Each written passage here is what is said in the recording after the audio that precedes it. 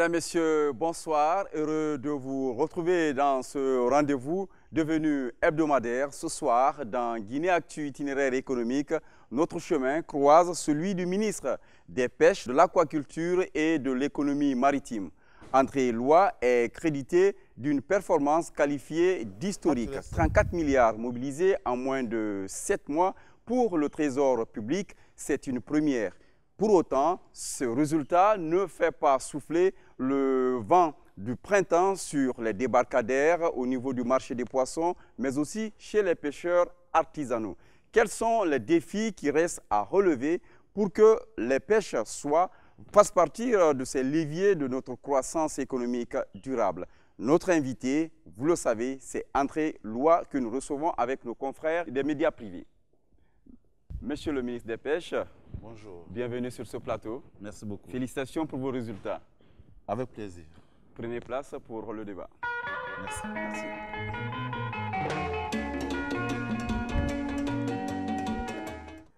Monsieur le ministre André Loy, une nouvelle fois, merci d'être venu sur ce plateau. Vous êtes les bienvenus. C'est moi qui vous remercie pour m'avoir invité sur votre plateau. Monsieur le ministre, 34 milliards mobilisés donc, pour le Trésor public, c'est immense, mais beaucoup pensent aussi que les marges de progression sont encore immenses, c'est-à-dire que vous pouvez encore faire mieux. Oui, c'est sûr, parce que vous savez, les 34 milliards, nous les avons mobilisés au cours du premier semestre. Et il y a eu le repos biologique, et il nous reste encore 3 mois de pêche active à venir. Donc ça veut dire que nous pourrons améliorer ce résultat au cours des prochains mois, peut-être atteindre 40 ou 45 milliards. Je ne peux pas vous dire exactement à quel niveau nous allons nous arrêter, mais il y a des potentialités d'augmentation de ce résultat. En ce moment, vous comptez sur quoi? Encore des licences ou l'exportation? Pour l'instant, on ne peut pas parler d'exportation parce que nous n'avons pas encore les équipements nécessaires pour certifier la qualité de nos produits qui puissent être exportés. Mais nous nous y employons. Donc pour la phase qui nous reste, nous allons essentiellement compter sur la vente des licences, donc des redevances de licences, et éventuellement pour les infractions qui vont être commises, sur la rentrée de certaines amendes liées à certaines infractions. Est-ce que vous ne pensez pas avoir déjà livré suffisamment de licences alors qu'on parle de surexploitation dans nos eaux? Pas du tout. La chose que nous faisons actuellement, c'est de suivre strictement la gestion de nos quotas. Vous savez, dès le début de l'année, on avait déjà établi ce qu'on appelle le plan d'aménagement et de gestion des pêcheries, qui avait permis de déterminer quel va être le quota annuel que nous pourrons exploiter. Et nous suivons ça avec la plus grande rigueur pour éviter effectivement de tomber dans nos anciennes pratiques, à savoir la surexploitation de nos ressources. Oui, mais pour cela, je pense qu'il faut encore avoir des équipements, le matériel nécessaire, ne serait-ce que pour garantir la surveillance. Les données scientifiques sont à notre disposition et c'est ce que nous observons et en partenariat avec nos partenaires de l'Union européenne pour qu'on puisse être tout à fait proche des projections que nous avons faites en début d'année, à savoir exploiter en fonction des quotas qui vont être assignés aux différents navires. Quand on parle de mobilisation record, c'est toujours par rapport à une situation donnée. Ça veut dire qu'avant, on n'a jamais atteint ce niveau. Qu'est-ce qui a permis ce dépassement? Bon, juste pour rappel, vous savez, en 2015, lorsque j'ai pris service, le 6 janvier dernier, dans le rapport de passation de service, il était indiqué que pour toute l'année 2015, on a pu mobiliser pour le compte du Trésor public au ministère des Pêches 25 milliards. Bon, nous, ce que nous avons fait au cours du premier trimestre, c'était effectivement de voir dans quelle mesure on pouvait améliorer ce résultat-là en étant un peu plus rigoureux et un peu plus ferme sur l'application de certaines réglementations. Si nous prenons par exemple des gens qui avaient commis des infractions, qui par le passé refusaient de les payer, on a fait prendre un décret par le président de la République, le décret 040, pour contraindre ces armateurs ou ces consignataires à s'acquitter de leurs amendes. Sinon, ils ne pouvaient pas aligner d'autres navires. Donc c'est ce qui a permis un peu de booster ce résultat que nous avons obtenu. Ça veut dire que si les amendes ont été payées, les licences qu'il fallait ont été livrées, ça veut dire qu'il ne vous reste pas grand-chose maintenant. On se demande où vous allez encore chercher des ressources au compte du Trésor public. Bon, pour votre information, notre plan de pêche conçoit ou bien a conçu 4 périodes d'exploitation trimestrielles, si on peut se permettre. La première période était de janvier à mars. On a livré des licences. Nous avons recouvré des amendes liées à certaines infractions. La seconde période, qui était encore trimestrielle, c'était d'avril à mai. Nous avons appliqué les mêmes choses. Il y a eu le repos biologique pour les deux mois suivants. Il nous reste une dernière période de 4 mois. Et nous allons vendre des licences aussi. Et nous allons suivre l'activité pour voir si tout le monde va se conformer à la réglementation ou si nous allons encore avoir à infliger des amendes. Et auquel cas, nous allons encore améliorer notre score en termes de rentrée d'argent. Beaucoup pensent que le véritable défi, et là c'est des spécialistes, des experts en la matière qui s'expriment ainsi, ils pensent que le véritable défi c'est d'assurer le développement de la pêche et non d'assurer une mobilisation à travers les licences. Vous avez tout à fait raison, mon cher monsieur. Et le problème que nous avons au ministère des Pêches, c'est effectivement le fait que nous n'avons pas d'infrastructures. Je vous informe qu'aujourd'hui, nous n'avons pas de port de pêche approprié. Nous avons des débarcadères à Boulbinet, à Temuntaï, à Bonfi, à Dixine, et maintenant nous sommes en construction d'autres débarcadères à Kaporo. Mais un port industriel de pêche qui pourrait être l'infrastructure où on pourrait recommander à toutes les sociétés de débarquer les récoltes et qui pourrait nous permettre de procéder à des transformations des produits halieutiques ou pour l'augmentation de la chaîne de valeur, nous n'en avons pas. C'est cette vision qui a manqué dans ce département. Heureusement pour nous, aujourd'hui, le président de la République est personnellement engagé dans ce processus-là et nous sommes en négociation avec nos partenaires chinois pour voir dans quelle mesure on peut construire un port de pêche industriel à Kamsar. Parce que le seul port qu'on a aujourd'hui où on débarque, c'est le port autonome de Conakry. Donc on mélange poissons et autres marchandises. Et on n'a pas d'espace approprié. Donc on ne peut pas s'assurer du contrôle des espèces qui sont sérieusement pêchées. On ne peut pas avoir de bonnes statistiques parce que tout simplement, il y a des navires qui arrivent, qui ont des difficultés d'accostage et qui ne peuvent pas débarquer. Donc il y a tout ce problème-là qui se pose. Donc c'est tout à fait vrai. Et l'avenir de ce département, de ce secteur de la pêche, passera obligatoirement par la construction d'équipements appropriés qui puissent nous permettre effectivement d'exploiter judicieusement les ressources halieutiques. Et cela commencera certainement par le renforcement des capacités opérationnelles du Centre national de surveillance des pêches. Bien sûr, il y a ça. Il y a aussi le renforcement des capacités pour la recherche scientifique qui nous permettra de nous assurer que nos stocks sont bien constitués et que nous procédons à une exploitation durable et qu'on va cibler les espèces qu'il faut protéger ou celles qu'il faut exploiter. Monsieur le ministre, en préparant cette émission, nous sommes intéressés justement à ce Centre national de surveillance des pêches pour voir aujourd'hui qu'est-ce qui reste à faire pour que ce centre puisse jouer son rôle moteur dans votre secteur. Je vous invite à suivre ce reportage réalisé par Abdoulaye Diallo.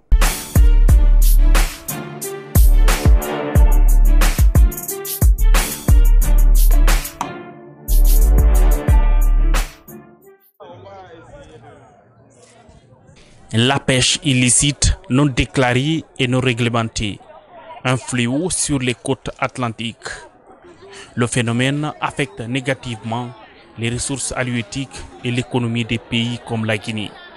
Pour combattre de façon efficace la pêche illicite, les autorités ont mis en marche une batterie de mesures pour améliorer la surveillance. Les résultats atteints sont encourageants.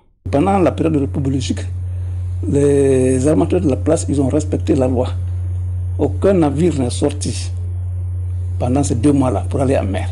Les 2 navires qui ont été arraisonnés sont de la Guinée-Bissau. Ils ont fait des incursions parce qu'il est très difficile d'assurer 24 heures sur 24 la surveillance des eaux. Donc ils ont profité des moments comme ça là pour faire des incursions.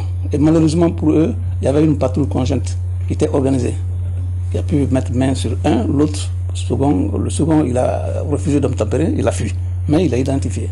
Le Centre national de surveillance des pêches joue un rôle important dans la préservation des ressources, mais il est confronté à d'énormes difficultés. Elles sont d'ordre matériel et financier.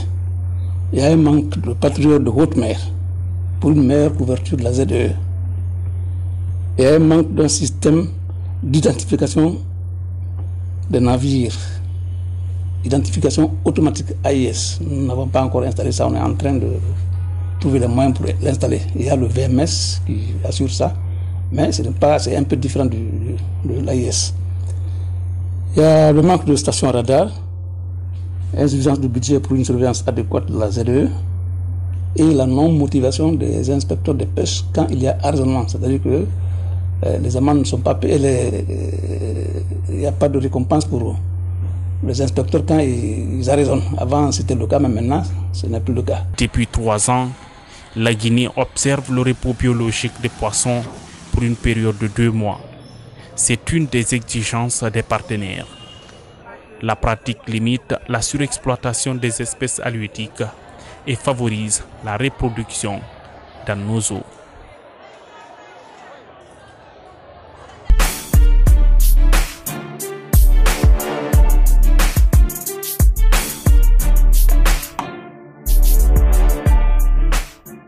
Monsieur le ministre, retour sur ce plateau. Nous avons été rejoints par nos confrères des médias privés. D'abord, nous avons Ibrahim Assouri Traoré du site d'information Guinée 7. Nous avons aussi Moussa Moïse Silla au niveau de Espace FM et Espace TV. Monsieur le ministre, tout à l'heure, ils ont des questions à vous poser, mais juste avant, une inquiétude au niveau du Centre national de surveillance. On parle de problèmes matériels, mais aussi on parle de problèmes humains, surtout de motivation du personnel pour ne pas rouvrir la porte de l'affairisme. Le constat que vient de faire le directeur par intérim est exact. Et nous l'avons dit ailleurs, plus qu'ici, que si nous voulons effectivement assurer un meilleur contrôle, une meilleure surveillance de notre zone économique exclusive, ça prend des moyens. Des moyens qui permettront à notre centre d'atteindre rapidement la haute mer. Mais vous allez vous limiter au constat ou qu'est-ce que comptez-vous faire? Écoutez, nous sommes actuellement en discussion avec nos partenaires espagnols, spécialement un chantier naval qui a construit déjà pour le Centre national de surveillance des pêches, le navire Moussaïa. Donc j'ai effectué une mission au chantier naval et nous sommes en pourparlers pour l'acquisition d'un patrouilleur qu'on appelle vedette hôtelière, donc qui pourrait permettre en l'espace de 3 heures d'atteindre vraiment des distances importantes à partir de la terre ferme. Et par rapport à la motivation des inspecteurs, parce qu'avant ils percevaient certaines choses, une fois ils réussissaient des prises, maintenant ce n'est pas le cas, donc ça veut dire que c'est une porte ouverte à certaines choses. Et il faut faire beaucoup attention, dire que ce n'est pas le cas, c'est comme si la pratique se poursuivait, ce n'est pas vrai. Ça, c'est une mauvaise interprétation. Qu'est-ce qui se passait? Et c'est ce qui m'a été rapporté par les inspecteurs eux-mêmes, qui sont un peu découragés parce qu'avant que je n'arrive, quand il y avait des missions, ils arraisonnaient des navires. Et pour finaliser le processus, vous savez qu'il y a une commission nationale d'arraisonnement qui doit statuer sur la validité des infractions qu'on reproche aux navires et qu'à ce niveau, on les retirait le dossier. Maintenant, ils ne pouvaient plus suivre ça. Est-ce qu'il y a eu des amendes d'infliger? Et parce qu'ils doivent avoir une certaine proportion dans cette amende-là. Mais c'est ce qui ne se faisait pas, ce qui n'est pas normal. Moi, je suis un inspecteur des finances. Je sais que lorsque vous établissez des infractions, qu'il y ait des commissions à être payées, ces commissions doivent être payées. C'est une manière de motiver les inspecteurs. Je ne vois pas pourquoi au centre ça ne se ferait pas. Donc c'est ce que j'ai essayé d'instaurer. Surtout avec le début du repos biologique, je les ai clairement dit. Non seulement nous allons appliquer ce qui était prévu, mais de mon côté, je vais même procéder à une majoration. C'est une manière de les motiver davantage. Mais heureusement pour moi, il n'y a pas eu d'arraisonnement de navires parce que les acteurs ont observé effectivement le repos biologique, donc je ne peux rien les payer. Il y a 2 navires, là, dans le reportage, on parle de 2 navires. Ce n'est pas le travail du Centre national de surveillance de pêche qui a conduit à cette opération. Okay. Donc, il serait mal placé pour eux de me réclamer une prime parce que ce n'est pas leur activité qui a permis l'arraisonnement de ces 2 navires, malheureusement. Monsieur le ministre, de la première partie, avec M. Abaka Kamara, vous parliez de quotas. Je voudrais savoir un peu quels sont ces quotas. Et puis, deuxièmement, en parlant des inspecteurs, quand vous venez à ce centre aussi, vous voyez des personnes souvent aux cheveux blancs. Est-ce que vous pensez un peu à la relève au niveau des inspecteurs aussi, au niveau du CNS? Très bien. Ah bon, pour le problème de quotas, je dois vous dire qu'en début d'année, lorsqu'on établit le plan d'aménagement et de gestion des pêcheries, en se référant aux données scientifiques qui nous disent quel est l'état de ressources, qui identifie clairement les stocks disponibles pour être exploités. On établit un plan de pêche. C'est ce qu'on appelle le plan d'aménagement et de gestion des pêcheries. Ce plan indique clairement pour une année quelle peut être la quantité de prises que nous pouvons effectuer dans notre zone. Par exemple, pour 2016, le plan avait envisagé 8398 TGB. TGB, c'est des termes techniques, je vais vous épargner des explications. Oui, mais on veut savoir c'est quoi quand même. En fait, si vous prenez les navires de pêche... TGB, c'est quoi? TGB, c'est les quantités de prises qui peuvent contenir dans les navires et que nous déterminons la quantité. C'est ça. Alors, c'est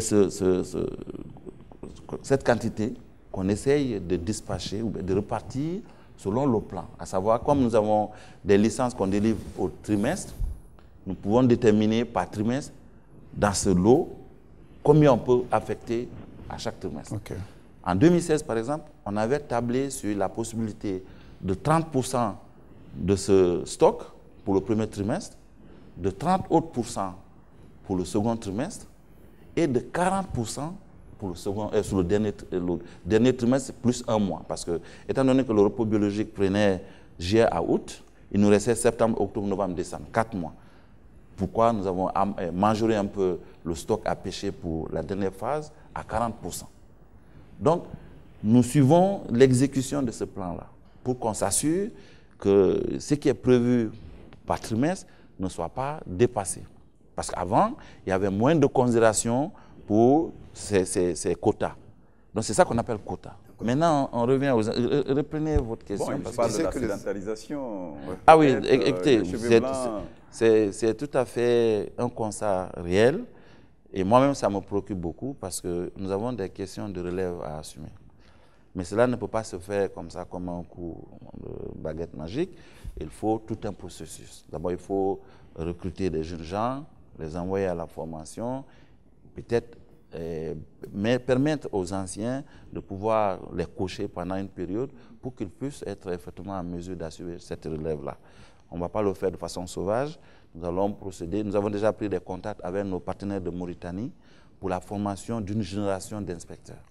N'oublions pas que les inspecteurs que nous avons chez nous sont les meilleurs inspecteurs de la sous-région. Ah ben, et ce n'est pas moi qui le dis. Ouais, c'est comme ça. Hein. Parlant des Guinéens, nous sommes meilleurs partout, mais dans le résultat, souvent il y a des problèmes. Écoutez, qu'est-ce que ces gens-là peuvent faire s'ils n'ont pas les moyens? Dites-moi. Vous demandez à quelqu'un de surveiller votre zone économique exclusive. Il ne peut même pas aller à 1 kilomètre de la terre ferme. Il n'a pas les moyens. Vous avez été nommé. Mais c'est ce que je suis en train de vous dire. Nous sommes effectivement en train de mettre en place toute une stratégie pour pouvoir les équiper, avec l'accompagnement du président de la République, avec l'accompagnement de tout le gouvernement. En passant, je dois vous dire que je bénéficie de l'accompagnement de tout le gouvernement et du président de la République pour qu'on puisse régler ces difficultés qui se posent en termes de défis. Parce que si nous voulons redynamiser ce secteur, il va sans dire qu'on y mette les moyens. Et le gouvernement est disposé. Mais vous savez qu'on sort d'une période extrêmement compliquée avec l'Ebola qui nous a réduit nos moyens financiers. Ce que j'ai envie de comprendre, qu'est-ce que le repos biologique a apporté en termes d'indices d'abondance dans nos eaux, puisqu'on le fait, le repos biologique, pour permettre quand même aux espèces de régénérer. J'ai pu remarquer que les espèces démersales étaient en régression par rapport aux céphalopodes, aux crabes. Est-ce que vous savez par quoi est-ce que cela s'explique? Bon, l'expression qu'on peut donner, le constat est clair, hein, ce que vous dites, effectivement, avec cette régression, mais ça s'explique de la façon suivante. La plupart de nos bonnes espèces sont dans cette catégorie. Et c'est ce que les sociétés aiment aller pêcher, parce que c'est ce qui rentabilise plus.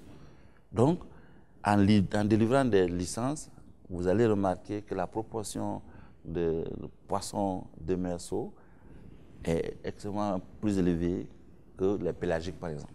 Entre parenthèses, combien de navires écument nos mers? Comment? Combien de navires écument nos mers, raclent nos fonds marins? Ça dépend de la campagne. Par exemple, pour le premier trimestre, nous avions aligné 36 navires. 36 navires. Au second trimestre, on a aligné 34. Donc ça dépend de l'état des ressources que nous disposons et de notre disposition à protéger les ressources. Et aussi de la capacité que les gens...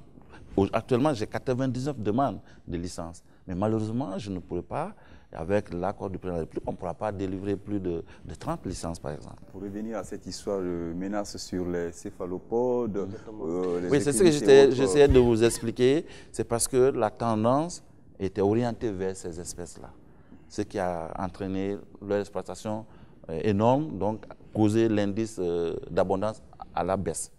Et nous voulons corriger cet aspect-là. C'est pourquoi nous attendons l'évaluation scientifique qui est en cours, dont les résultats vont nous parvenir avant la fin du mois de septembre, pour essayer d'ajuster notre plan d'aménagement et de gestion des pêches à ce niveau-là. Deux questions. La première, c'est aussi cette question liée au retrait de la Guinée sur la liste noire des pays tiers non coopérants de l'Union européenne. Tout à fait. Il existe une certaine confusion chez bon nombre de Guinéens. On est sorti de la liste, on n'est pas sorti de la liste, puisqu'une communication officielle n'a pas encore été faite par l'autre camp. Je veux parler de l'Union européenne pour clairement dire que la Guinée est sortie de cette liste, quand même, qui nous fait assez de tort. Aujourd'hui, quelle est la vérité dans ce dossier? Est-ce que nous sommes sortis de la liste ou est-ce que vous en êtes? Alors, c'est une question pertinente, parce qu'aujourd'hui, nous sommes là pour éclairer la lanterne de tous les Guinéens à ce sujet-là. Parce que chez nous, on aime les polémiques. Ce qu'il faut retenir, c'est que la démarche pour le retrait de la Guinée sur la liste de l'Union européenne a deux niveaux. Il y a le niveau technique et le niveau politique. Le niveau technique concerne la DGMA, qui est le ministère des Affaires étrangères de l'Union européenne, des Affaires maritimes de l'Union européenne. C'est la DGMA qui avait conclu, au manque de bonnes dispositions de la Guinée, de coopérer avec ses partenaires dans le cadre de la lutte contre la pêche INN. C'est elle qui avait recommandé à l'Union européenne d'inscrire la Guinée sur cette liste. Lorsque moi j'ai pris service le 6 janvier, l'un des premiers mandats que le président de la République et le Premier ministre m'avaient confié avec insistance, c'était de relancer le débat avec l'Union européenne pour qu'on puisse retirer le nom de la Guinée sur cette liste. Et grâce à l'accompagnement de l'ambassadeur de Guinée à Bruxelles et de la représentation de l'Union européenne à Conakry, nous avons invité la DGMA à nous rendre visite. Parce que ma préoccupation, c'était de savoir, au fait, qu'est-ce qu'on reprochait à notre pays. Ils ont accepté de venir en février et on a fait le tour du jardin. Ils m'ont expliqué ce qui s'est passé. Il y a eu 13 recommandations. Un peu plus. Il y avait environ 15 à 16 recommandations. Ils m'ont donc établi une liste de recommandations qu'il fallait obligatoirement remplir si nous voulons réengager les négociations avec l'Union européenne. Alors on a pris connaissance de ces recommandations. Il y avait certaines qu'on pouvait même régler autour de la table même, ou d'autres qui pouvaient prendre des décisions du président de la République ou du gouvernement. Donc, au cours des mois qui avaient suivi, février, mars, avril, mai, nous nous sommes employés à satisfaire ces recommandations. Et comme on était satisfait de ce que nous-mêmes nous avions déjà accompli, on les a adressé une autre invitation pour qu'ils reviennent, pour qu'on puisse faire l'évaluation de ces recommandations. La mission est revenue. Nous sommes passés à travers les réalisations et elle était tellement satisfaite des efforts qui étaient accomplis que sur le champ, la DGMA a recommandé qu'elle allait entreprendre des démarches auprès de l'Union européenne pour qu'on puisse retirer le nom de la Guinée sur la liste de l'Union européenne. À ce jour, elle l'a fait ou pas? Elle a fait. Donc, c'est l'aspect technique.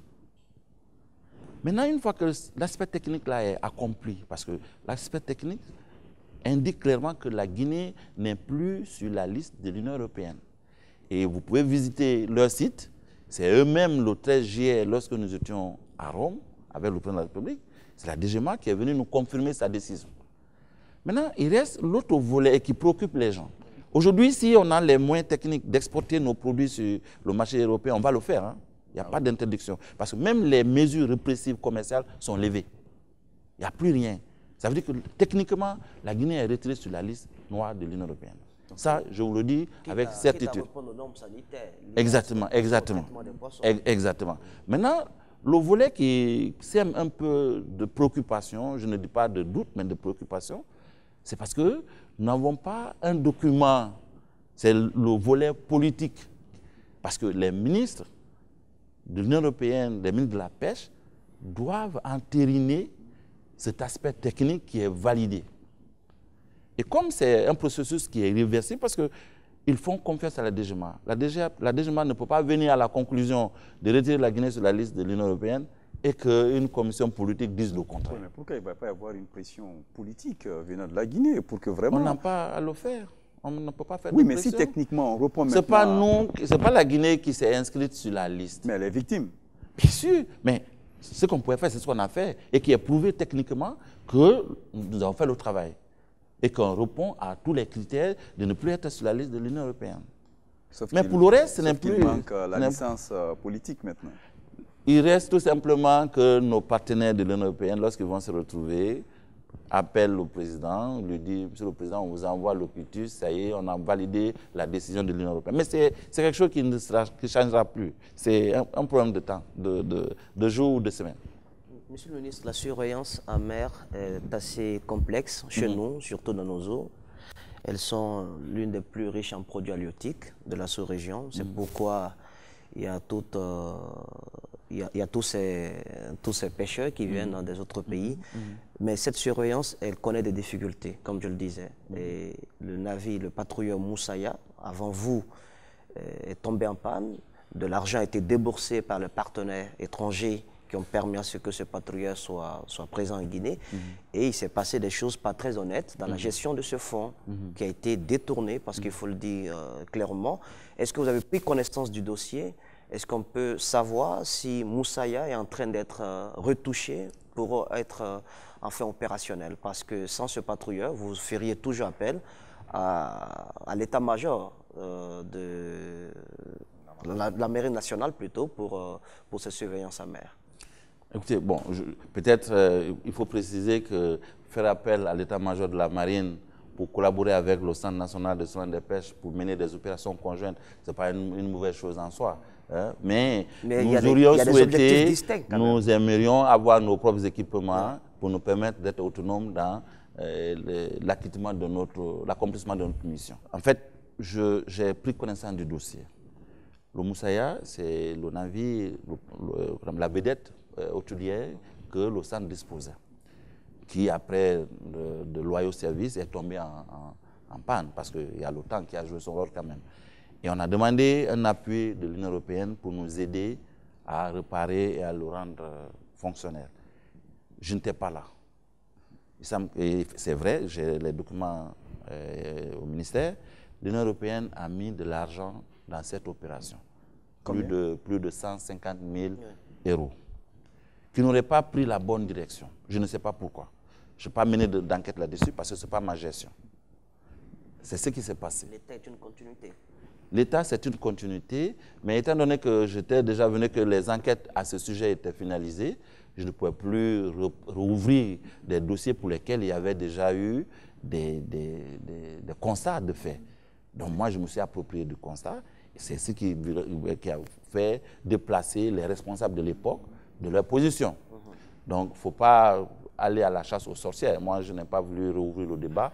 Je sais qu'il y a eu des constats qui qui ont été faits, comme quoi cet argent n'a pas été judicieusement utilisé. Toujours est-il aujourd'hui, on a besoin d'un tel montant pour renforcer ou bien pour réveiller Même le plus, patrouilleur. parce que, étant donné que le navire, la vedette n'avait pas pu bénéficier de la réparation en ce temps, le mal s'est aggravé. Aujourd'hui, ce navire-là, la vedette-là ne peut même pas avoir une autonomie de plus de 3 heures. Ouais. C'est ce qui rend compliqué la surveillance au niveau du Centre national de surveillance des pêches. Mais pour corriger ça, c'est pourquoi je vous ai dit à l'entame que lors de ma visite en Espagne, j'ai visité le chantier naval qui avait produit ou construit la vedette Moussaïa. Donc je les ai recontactés, ils m'ont invité à leur chantier, j'ai vu avec eux et on est convenu qu'ils puissent nous construire une vedette hauturière et 2 vedettes côtières avec des prix vraiment concessionnels. Nous sommes actuellement à présenter ça en Conseil des ministres pour avoir l'appui et l'accompagnement du gouvernement pour nous permettre d'équiper le Centre national de surveillance des pêches. Ça ne coûte pas les yeux de la tête quand même.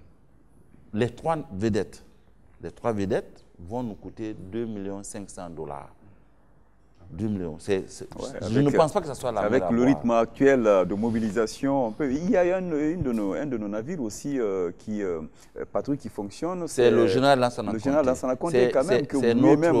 notre bijou dans le domaine de la recherche scientifique, qui travaille très bien et dont les services sont même sollicités dans d'autres pays. Quand nous prenons la Guinée équatoriale, nous sommes en pourparlers pour que le général Lansana Conté puisse y effectuer une mission de recherche scientifique.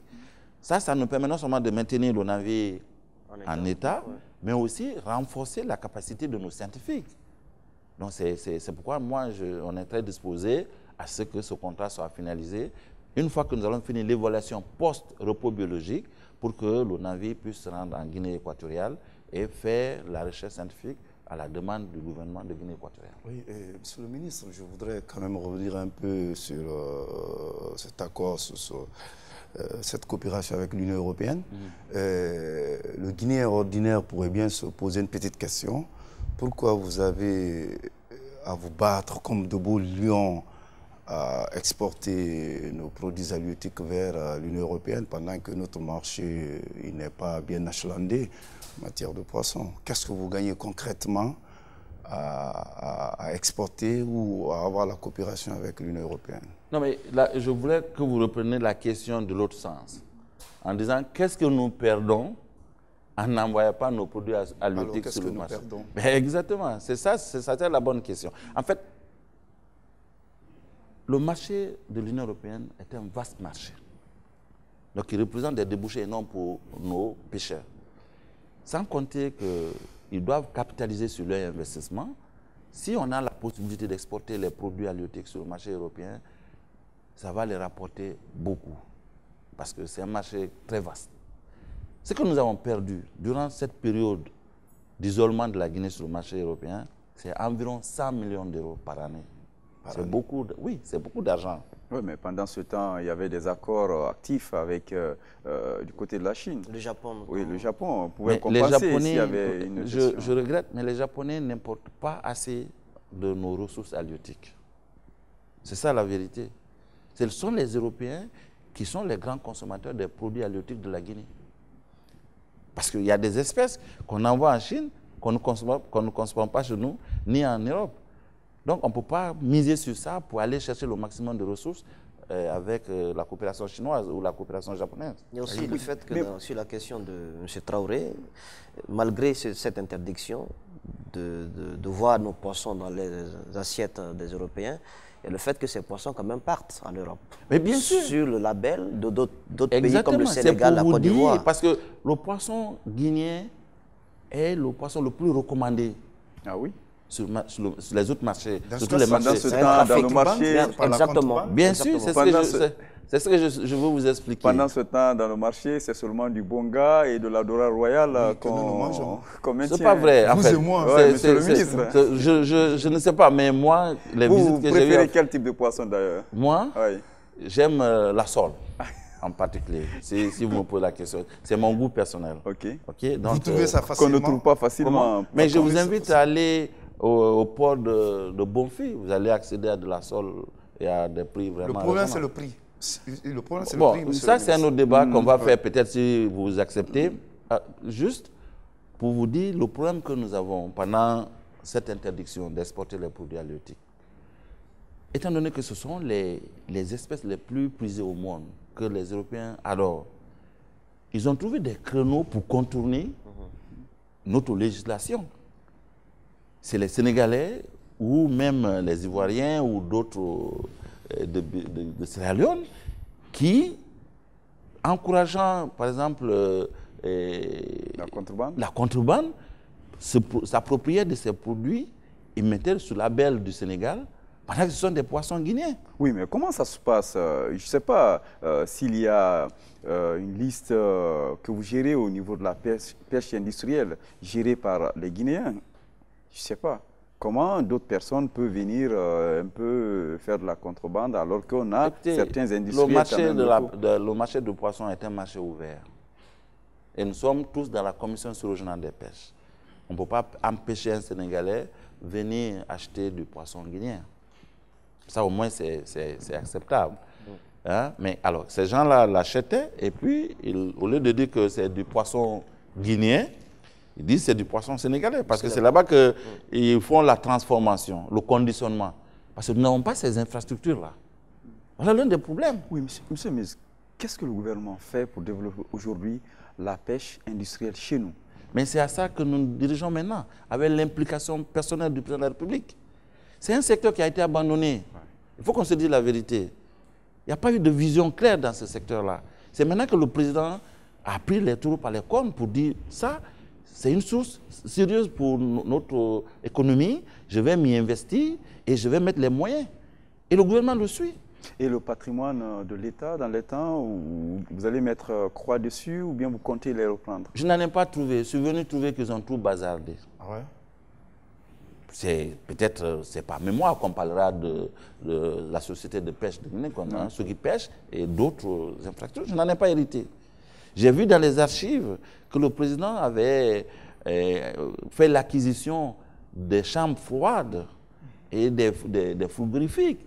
Mais il n'y en a nulle part à travers ce pays-là. Oui, mais ceux qui ont passé la commande, qui ont soumissionné pour ce marché sont connus. Ils sont là. Nous avons parlé. C'est un problème entier qui est au niveau du gouvernement parce qu'effectivement, vous avez raison, il y a eu des sorties d'argent, des montants importants au trésor public, mais on ne voit pas où ça a servi. Mais vous pouvez poursuivre les gens, monsieur, à travers la justice. Je ne suis pas le ministère de la Justice. Oui, mais vous pouvez saisir la justice. Ça a été fait à d'autres époques. Il n'y a pas eu de suivi et moi, je ne veux pas réveiller les morts. Okay. Je n'ai fait que reporter ça à la connaissance du gouvernement actuel pour dire qu'il y a des situations qui se sont passées avant que je n'arrive là, qui n'étaient pas catholiques. Est-ce que c'est possible d'avoir un autre regard là-dessus? Et les discussions sont en cours au niveau du gouvernement. Monsieur le ministre, donc des difficultés au niveau du réveil de la pêche industrielle ou bien de sa relance, mais aussi il y a que les pêcheurs artisanaux qu'on pense accompagner ne sont pas encore à l'aise. Ils attendent encore beaucoup de l'État. Vous savez, la tendance actuelle, ce n'est plus l'encouragement de la pêche industrielle. Mais il faut la développer. Je veux bien. Mais la tendance qui peut avoir un impact sur nos populations, c'est la pêche artisanale. C'est ça la tendance actuelle. Et c'est vers ça que nous voulons, et avec la volonté du président, nous orienter. Accompagner la pêche artisanale. Les donner les moyens pour leur permettre de faire tout. Parce que c'est elle, la pêche artisanale, qui ravitaille de plus le marché intérieur. La pêche industrielle, c'est vrai, elle effectue 60% des activités de pêche, mais la grosse portion de leur récolte est dirigée vers l'exportation. Donc, si nous encourageons la pêche artisanale, nous allons être certains que nos marchés vont être abondamment ravitaillés et que le problème de prix auquel on est confronté ou de qualité d'espèces ne se posera plus. Oui, au niveau de ce segment donc, de la pêche dans notre pays, nous avons essayé d'approcher les acteurs clés. Ils ont essayé un peu de nous parler de leurs problèmes, de ce qu'ils attendent de l'État pour que le boom tant annoncé se déclenche enfin. Nous allons suivre, vous parlez des problèmes de débarcadères qu'on a créé en compte 28, mais seulement 4 ou bien 3 sont aménagés. Il y a les étrangers aujourd'hui qui ont pion sur rue sur eux plus de pêcheurs artisanaux étrangers que guinéens, mais aussi il y a les problèmes d'intrants. Vous allez suivre leur témoignage, monsieur le ministre.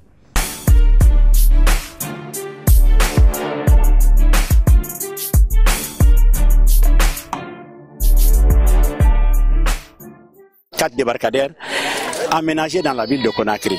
Mais surtout les débarcadères, les 3 sont réalisés par le DEPAG, mais le débarcadère de Bolbinet est réalisé par la JAICA, en coopération avec la République de Guinée. Les débarcadères aménagés, est-ce que leur aménagement est encore fonctionnel au top, ou bien il y a quelque chose à revoir, il y a besoin de restauration? Non, il faut le reconnaître, au temps de l'EDEPAG, les débarcadères, la réalisation des infrastructures au niveau des débarcadères, que ce soit infrastructures d'accueil, que ce soit les fabriques de glace, que ce soit tout un complexe frigorifique, là, la participation n'a pas été effective des pêcheurs.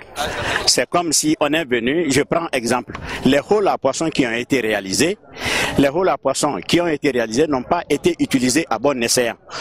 Et en plus de ça, à l'époque, il y a eu des infrastructures, mais dans les débarcadères, il n'y a pas eu les moyens de conservation, la chambre froide, les complexes frigorifiques, et on devait tenir également compte de certaines réalités des débarcadères.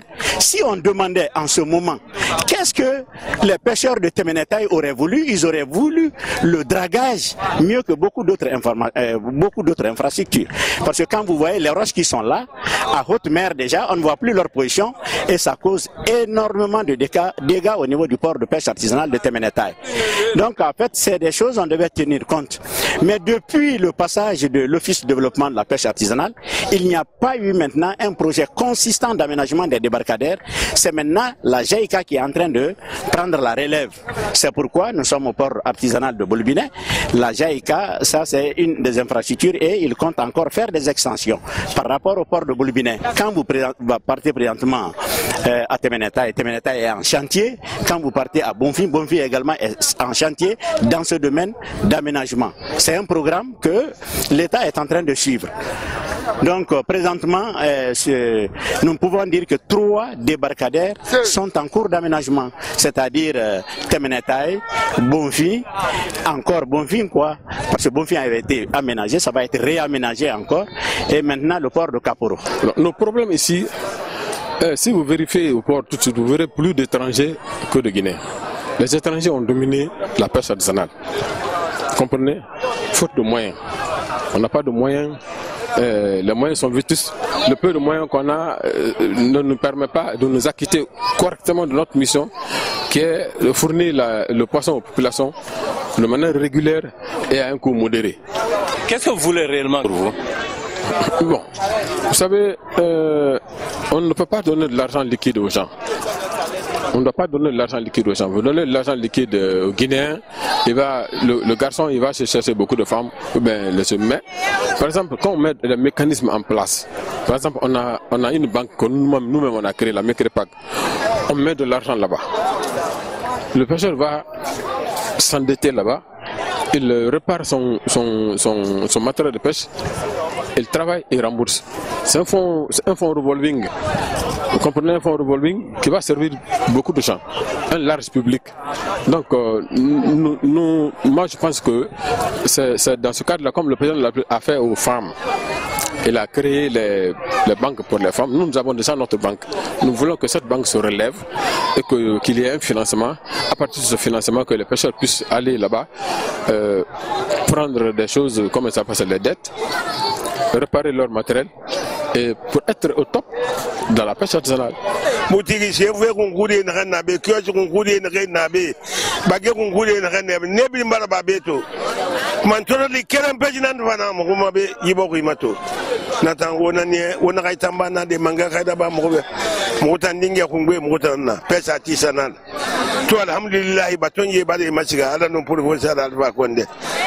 Président de la République de Guinée, chef de l'État, Naba Naba Mroube. To, Moukoum Fagama Bama, Ala no Yamane. Kenem, Vekena Namu, Kontofileri. Namantoli Namruma. Débarcadère et Billing. La Guinée Kouibe. Keli Salto Hakashek et Barfangide. Yani Wen Radio. Kata, Mohamed de Masto, Mohamed de Sto. Matériel de Vénan Koroko Mouma. Mouna Nazama Wangi Vadi, Wana Tambanade. Faseba Kuna Kanamane. Hadisal Donkoche Batadang. Sénégalais Batadang. fashe mouvant fashe ta nyevu rabolo ayaga bin yaga yo zwara akana mane ana vaga mane nasara ki fashe yele yi fashe yele agadan boku ko na kana mane anya mane ko na kana mane amu van feu.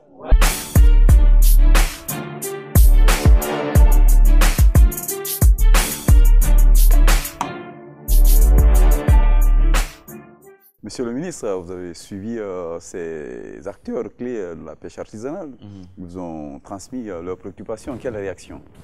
D'abord, il faut préciser une chose, parce que j'ai vu M. Silla, qui est le directeur régional des pêches, qui faisait un peu d'amalgame par rapport aux débarcadères qui sont en rénovation. C'est vrai, le gouvernement du Japon, à travers la JICA, est en train de construire le port artisanal de pêche de Kaporo.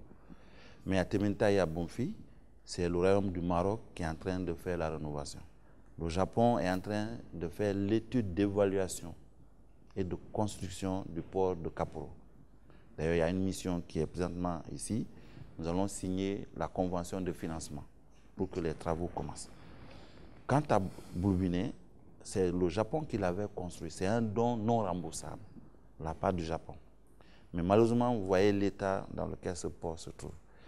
J'y ai été la première fois, j'étais gêné en tant que Guinéen. Par rapport à l'insalubrité. Par rapport à l'insalubrité. Et tenez-vous bien. Pas seulement l'insalubrité. Il y avait de ces pratiques peu recommandables qui s'y faisaient. Au vu et au su du comité de gestion du port. Ils le savaient. Il y avait des chambres de passage où se pratiquait la prostitution. Il y avait des bars de vente de bière et d'alcool. Il y avait d'autres lieux que je ne peux pas annoncer, ne serait-ce que par... C'était notre vie. C'est ça. Alors, nous avons demandé à ce qu'on puisse débarrasser le port de toutes ces pratiques pour que le port revienne aux artisans de la pêche. Mais ça crée des problèmes avec la coordination. Quand je vois aujourd'hui M. Fanyawa essayer de faire tout cela, mais c'est eux qui ont encouragé ces pratiques-là là-bas. Bon, nous sommes en train avec... Aujourd'hui, ils demandent des intrants. Oui, ça c'est une autre chose. En fait, l'accompagnement que le président veut faire du secteur, c'est effectivement de les permettre d'avoir les moyens de faire leur activité. Et d'ailleurs, j'ai profité de l'une de mes missions récemment en Chine pour plaider en faveur de l'obtention de filets. Parce que les filets, comme il a dit, actuellement, ils utilisent les filets monofilaments qui ne sont pas biodégradables. Une fois qu'ils sont en défectuosité et qu'ils restent au sein de la mer, ils deviennent un danger potentiel pour les espèces qui vont passer à travers. Parce qu'ils les prennent, on ne peut plus les consommer parce que c'est sous l'eau. Ils détruisent la faune considérablement. Donc c'est pourquoi son utilisation est défendue dans beaucoup de nos pays voisins et c'est vers ça que nous voulons. Mais on ne peut pas leur demander du jour au lendemain arrêtez d'utiliser les monofilaments. Qu'est-ce qu'on leur propose en alternative? Il n'y en a pas. Alors pour qu'une politique puisse aboutir, il faut avoir des mesures d'accompagnement. Donc nous sommes à la recherche de ces mesures d'accompagnement et nous avons l'oreille attentive du président à ce sujet-là. Alors, une fois que nous allons réunir ces alternatives, nous allons rencontrer la population de pêcheurs artisans, les artisans, pêche artisanale, pour leur dire, écoutez, on ne veut plus que vous utilisez les monofilaments. Mais voici ce que nous vous proposons. Parce que ces gens-là, c'est leur seul moyen d'activité aujourd'hui. Si on les défend... On a l'impression qu'ils sont en avance sur vous, parce que vous voyez avec quelle énergie il est en train d'insister pour que vraiment ils aient ces... C'est la démarche que nous avons initiée. Il s'en approprie, c'est normal. Il est président de la coopérative. Ça ne me choque pas du tout. Ça met un peu plus de la pression, ne serait-ce que sur nous, pour aller de l'avant. C'est normal ce qu'ils demandent, hein. Et on est d'accord tout à fait avec eux que nous devons passer à la vitesse supérieure. Et la motorisation? Ça y va de soi. Tu ne peux pas donner un filet sans donner un peu de moteur pour leur permettre d'aller en mer pour pêcher. Donc tout ça, c'est dans la même logique. Un des intervenants vous donne une solution apparemment bonne. Au lieu d'aller acheter peut-être du matériel pour eux, il vous suggère de mettre en place un fonds revolving, par exemple, qu'ils peuvent utiliser. Écoutez, ça s'est déjà fait dans ce ministère-là. Les résultats sont là-bas. Les fonds revolving qui ont été consultés, le résultat est zéro aujourd'hui. Ça n'a jamais servi à quoi que ce soit. Ça, c'est un problème de gestion maintenant qui se pose. Exactement. J'étais au ministère des Finances à l'époque. Lorsqu'on nous avait demandé, à l'époque, c'était le ministre d'État Kerfala qui était le ministre des Finances, Dieu seul sait quel est le montant que le gouvernement avait mis en place pour construire un fonds revolving. Mais au moment où j'arrivais, donc 3 ans après, zéro.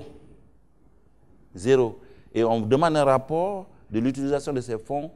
Personne n'est capable aujourd'hui de me dire qu'est-ce qu'ils en ont fait. Alors, on va pas... Je veux bien qu'on mette en place un fonds revolving. Mais ça, ce n'est pas les artisans pêcheurs, ça, c'est les commis de l'État. Je pense que c'est eux. C'est ce que je suis en train de vous dire. Donc, je ne peux pas me précipiter pour ça sans mettre en place toute une stratégie. Que ce soit le fonds revolving, c'est un fonds qui se constitue, qui se renouvelle lui-même, compte tenu de l'utilisation qu'on en fait. En tenant compte de l'histoire que je vous raconte, je ne peux plus me précipiter pour demander au gouvernement de constituer un fonds revolving. Ce fonds dont vous parlez, monsieur le ministre, est différent de la mutuelle de ces pêcheurs artisans qui existent, qu'on appelle la MECREPAD. C'est différent. En fait, mais c'est un fonds c'est un montant d'argent que l'État doit mettre à la disposition de cette institution de microfinance, que j'ai été le vice-président de gestion, je connais très bien de quoi elle parle. Donc, mais il n'y a pas de disposition pour en assurer une meilleure gestion. La preuve est que l'ANAMIF, qui avait été créé pour coordonner l'activité de toutes ces microfinances, est aujourd'hui en panne à cause de beaucoup de raisons. Le président a même été obligé de dissoudre la direction. Donc, il y a des préalables qu'il faille mettre en place. On ne va pas continuer à jeter de l'argent par la fenêtre. On n'en a pas assez. Il faut en faire un bon usage. C'est pourquoi je voudrais qu'on s'assure que si on met de l'argent au compte de MECREPAD, nous allons en assurer le contrôle et nous allons être certains que ça va directement aux pêcheurs artisanaux. Brièvement, avant que les confrères ne posent d'autres questions, quel plan vous avez aujourd'hui pour le développement de la pêche artisanale en Guinée? Alors, c'est une très bonne question. Le plan que nous caressons, c'est d'abord renouveler ces ports qui sont destinés à la pêche artisanale. Parce qu'on ne pourra pas, peu importe les moyens qu'on va mettre là-dedans, s'ils n'ont pas où développer ces activités, c'est de l'argent jeté. Donc, on veut rénover les ports de débarquement et ensuite, nous voulons leur permettre d'avoir les équipements et les intrants de pêche appropriés pour leur permettre de faire leur activité. Nous avons même instauré un recensement des pirogues destinées à la pêche artisanale. Ce qui va nous permettre effectivement d'avoir un meilleur programme d'accompagnement. Parce que si on connaît le nombre de pêcheurs artisanaux, ils sont recensés, nous savons dans quelle zone ils opèrent, le gouvernement peut effectivement faire un programme d'accompagnement. Mais aujourd'hui, je ne peux même pas vous dire avec exactitude combien de pêcheurs artisanaux nous avons. Parce que le secteur ne s'est jamais préoccupé pour en faire un recensement. Si, monsieur le ministre, en 2012, il y a eu un rapport, une étude, je pense que c'était avec l'Union européenne, qui nous faisait état, par exemple, de la flotte artisanale aujourd'hui, qui était à 3636, et la motorisation à 29%, taux de capture même, ils étaient entre 120 000 tonnes et 200 et quelques, nombre d'emplois à 90 000, donc il y avait des statistiques en ce moment. Mon cher monsieur, vous parlez de 2012. Beaucoup d'eau a coulé depuis 2012. On est maintenant en 2016. Je vous dis qu'il n'y a pas de... Vous dites qu'il n'y a jamais eu d'études... Non, je vous dis qu'il n'y a pas d'études fiables. C'est ce que je vous dis. Je dis qu'il n'y a pas eu d'études. Ça, c'est une chose. Mais avoir une étude fiable, c'est une autre. Il n'y a pas de statistiques fiables aujourd'hui à la portée du ministère, en tout cas moi, à ma connaissance, en tant que ministre, qui puissent me permettre effectivement d'envisager un programme d'accompagnement. Okay. Nous avons demandé au PRAO, c'est le nouveau programme d'Afrique de l'Ouest pour la Guinée, de nous aider, on a inscrit ça dans le programme du PRAO, pour faire le recensement, reprendre ce recensement pour valider les informations auxquelles vous faites allusion. Okay. Vous comprenez? Donc c'est ce que nous faisons. Alors une fois que nous allons faire ces identifications, nous allons savoir quel est le parc pyroguique que nous avons. Nous allons déterminer les intrants qu'ils disposent, que ce soit les filets, que ce soit les moteurs hors bord. Nous allons identifier beaucoup d'autres problèmes, les emplois, tout. On peut maintenant définir un programme d'accompagnement.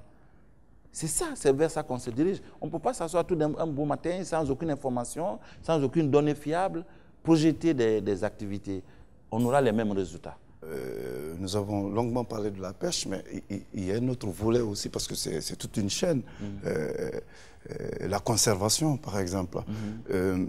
Par le passé, le gouvernement guinéen avait eu certaines chambres froides dans le cadre de la coopération, mais qui finalement ont été privatisées par certaines personnes, se sont accaparées du bien de l'État, et après on n'a plus de suite à cela. Alors qu'est-ce que vous faites dans ce sens? Parce que c'est bien de pêcher, mais on ne peut pas pêcher aussi sans conserver, sinon si la conservation n'est pas bonne, on peut pas, le produit ne peut pas être dans nos assiettes facilement.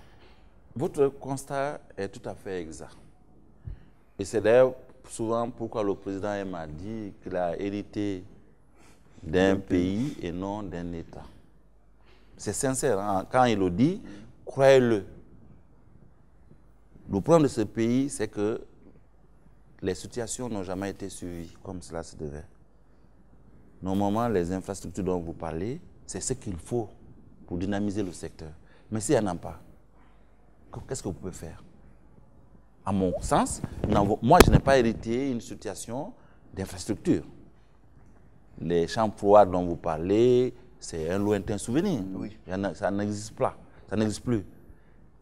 Pas plus tard que la semaine dernière, le président m'a mis en contact avec des opérateurs italiens qui sont intéressés à venir construire ces infrastructures chez nous. Nous sommes dans les démarches pour ça. Mais on n'en dispose pas. Ou tout ce qui existait a été privatisé ou vendu ou donné aux gens. En l'absence de chambres froides, si vous permettez. Vous êtes un peu sur les bords un peu fatalistes. On détourne, on fait tout et après vous dites, bon, c'est le passé. Non, écoutez, je ne dis pas que ça... Je n'étais pas là et je ne m'en occupe pas, non, pas du tout. Mais si moi, je demande à mes services du domaine et des infrastructures de me faire l'état des lieux, on me donne une situation, on me dit, voilà ce que le ministère a. Quel pouvoir moi j'ai pour aller dire, ah, il se pourrait que l'année passée, ou il y a 10 ans, vous aviez ça ici. C'est pas possible. Mais comment? Non, moi, on me fait un état, on me dit, c'est ce que nous disposons. Bon, je n'ai plus à poser d'autres questions. Récemment, moi, il y a eu de nouveaux inspecteurs d'État qui ont été nommés. On espère qu'ils ont de la matière. Exactement. Monsieur le ministre. Au ministère des Pêches, alors le président d'ailleurs est vraiment déterminé à envoyer l'inspecteur d'État dans tous les ministères pour qu'il ait le cœur net de ce qui se passe. En tout cas, il y a de la matière au ministère. Alors, il y a beaucoup de matière à faire au niveau de la pêche. Et moi, je vais les accueillir. Sila nous pose sa dernière question pour rebondir sur la conservation. Aujourd'hui, comment est-ce qu'on fait pour que l'intérieur du pays ait accès vraiment aux produits de mer? Voilà un autre problème extrêmement sérieux auquel le ministère est confronté. Je vous ai dit, dans les archives, j'ai trouvé que le président de la République avait financé l'acquisition de 13 chambres froides qui devraient être dans les chefs-lieux des régions et dans certaines grosses préfectures. 13. Et d'autres chambres frigorifiques, 13 aussi. Le dossier existe. Le dossier existe. Et ce dossier a fait l'objet d'un financement du budget national. Ça aussi, on a les preuves du paiement de ces montants-là jusqu'au Trésor. J'ai les preuves. Mais malheureusement, lorsque j'ai envoyé mes équipes d'inspection dans les préfectures et régions qui étaient indiquées comme ayant bénéficié de ces équipements, zéro. Et le problème avait déjà été soulevé avant que je ne sois même membre du gouvernement. Et aujourd'hui, qu'est-ce qu'on fait? Comment on fait pour améliorer un peu l'accès de ces populations-là à des... Heureusement, nous avons des opérateurs qui ont pris des initiatives privées, qui ont des chambres frigorifiques dans certaines préfectures. Si nous prenons par exemple Sonit Pêche. Sonit Pêche a 13 installations de chambres froides dans 13 préfectures. Qui est devenu Sonit SARL. C'est Sonit Pêche. Bon, je ne connais pas son passé historique, je ne peux pas vous dire ça vient d'où, mais c'est une société de droit guinéen qui a des infrastructures à terre en Guinée et qui est l'un de nos opérateurs vraiment qui appuie la pêche. Donc, ils ont des équipements, soit en Guinée forestière, ou en Moyenne-Guinée, ou en Basse-Guinée, ou en Haute-Guinée. Donc, ce sont ces équipements-là que nous utilisons actuellement. Mais nous-mêmes, on n'en dispose pas. Et c'est pourquoi le président a demandé que je prenne contact avec ces hommes d'affaires d'Italie pour qu'on puisse voir dans quelle mesure, effectivement, on peut nous fournir ces shampoings. Monsieur le ministre, le département des pêches, à mon avis, attire assez de convoitises. Vous avez 2 ministres conseillers, le ministre Fofana et le doyen mauritanien Moctaba. Mais aussi, il y a aussi un fait, c'est que les cartons de pêche biométriques sont détenus par le président lui-même en personne. C'est-à-dire, vous, en tant que ministre, vous devez vous référer avant que les cartons ne soient mis à votre disposition. Comment vous percevez cela? Est-ce une méfiance vis-à-vis du secteur? Le chef de l'État n'a pas confiance en ses cadres? Pourquoi il y a cette procédure que je trouve assez longue? Deuxième question, c'est concernant la restructuration un peu de votre... Est-ce qu'on ne peut pas finir par allez-y, allez-y. Je vous rappelle seulement que nous sommes pris par le temps, donc essayez d'être très vrai. Alors, écoutez, par rapport au programme de licence que détient le président de la République, voilà un monsieur qui a été abusé. Donc, les gens auxquels il avait fait confiance dans le passé ont fait des choses qui sont peu recommandées. De sorte que le président a été déçu. On a parlé de sous-exploitation des ressources, parce que c'était à travers la délivrance des licences. On a délivré des licences de façon inconsidérée. Et le président est pris avec ça. Donc, il dit non, désormais, moi, je vais surveiller à qui on donne les licences. C'est tout à fait normal. Moi, ça ne m'offusque pas.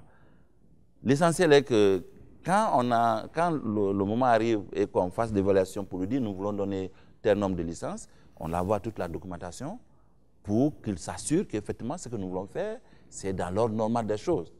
Il est le président de la République.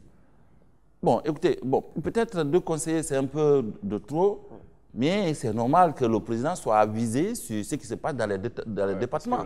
Il a besoin d'avoir des conseillers. Moi, ça ne me dérange absolument pas. Là où le problème peut se poser, c'est lorsque les ministres ou le ministre prend des initiatives et que le président demande des avis à des conseillers et qu'on traîne à lui donner l'avis. Pendant ce temps, ça arrive souvent? Mais bien sûr, ça arrive. Par rapport à la restructuration de votre département, on apprend, j'ai vu un projet d'arrêté, je pense, qui veut complètement écarter le ministère des Pêches de la commission d'arraisonnement, donc qui est présidée par la préfecture maritime. Et nous savons que c'est cette commission qui inflige les sanctions aux navires qui sont arraisonnés.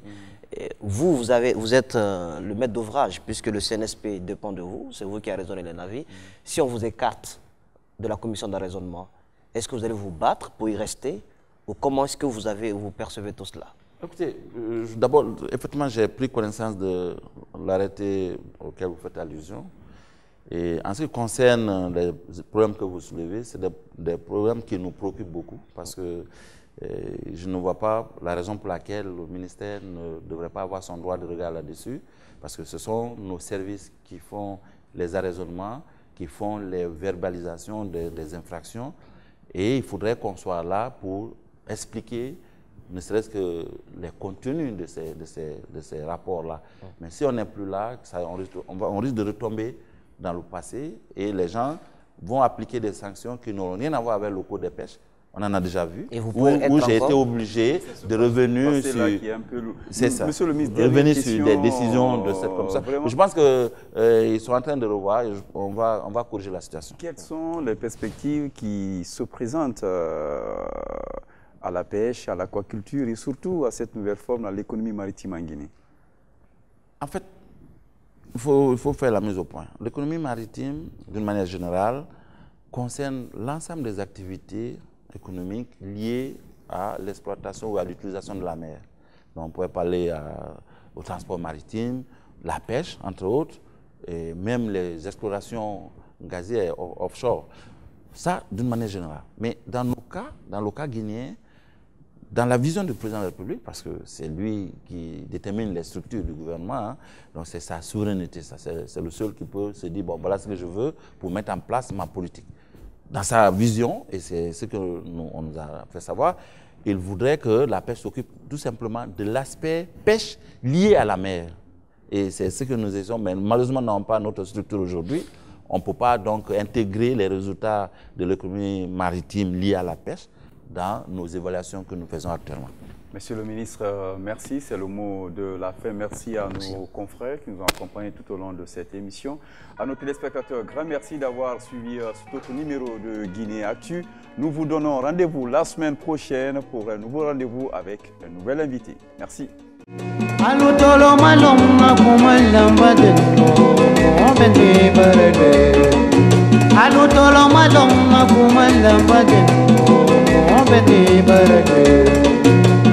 Mere mo bara mi molu bara mo kamo bedi barade ete mere mo bara